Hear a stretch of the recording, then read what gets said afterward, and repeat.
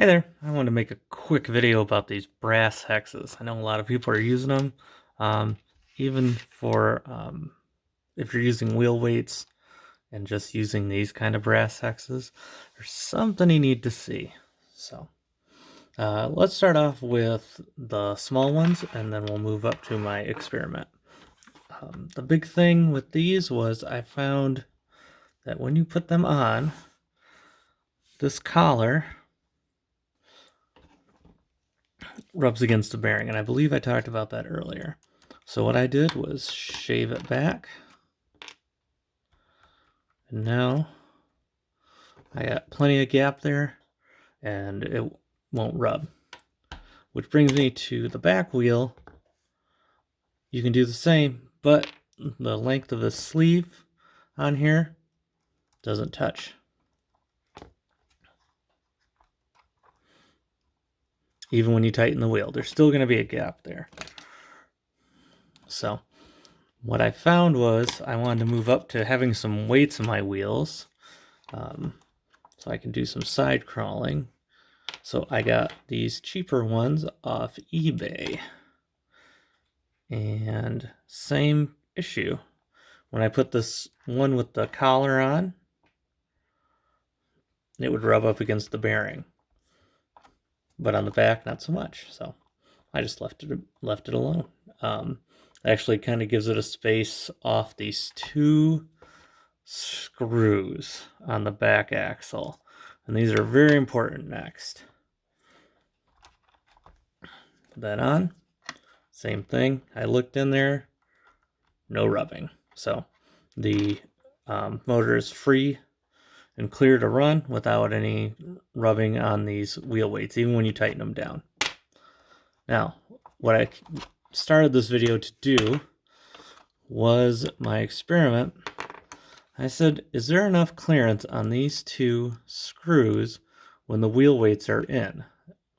Especially on the inside of this dish. So I picked up these guys on Amazon. They're a little bit bigger than these ones I got off eBay, as you can see on camera. So I wanted to try them out because they already had sort of a short sleeve in them. I said, oh great, I don't have to get a piece of brass in my eye again and shave that down. And so what I did was I took a black paint marker that I have, and I put a dot of paint on both these screws. Now, what I wanted to see was if it rubbed in on the inside of this dish, which I didn't think it would, but I put it on, slid the wheel on, tightened it up. I don't over tighten them. They're on lock nuts, so they're not going to over tighten, or they're not going to come off unless you're being really crazy. So just tightened it on almost just a little bit past finger tight with the wrench, and ran around the course and came back to this. Two black dots in there. So that means that the paint was coming off these screws and is rubbing against the back of this dish. So my experiment came out with the results that I was having issues. I did the same experiment with the old cheap ones from eBay and no rubbing. So if you are putting these wheel weights type on and cranking them down, you're going to get rubbing on these bolts that don't move. So your motor's working overtime, and especially it's working more to move these back wheels in the front. It's going to throw it off. So that is my little tip on these wheel weights. So be careful or modify your old ones. Next tip I have here is I marked my drivetrain with a little bit of gold paint on this part. So when I take them apart, if I have to, I put them back together and they are synced up. For a while there, they weren't, and the truck wasn't running very good. And my last little tip I made is my battery connector. I know some people are blowing their ESCs, new people. And so what I did was I made a jumper.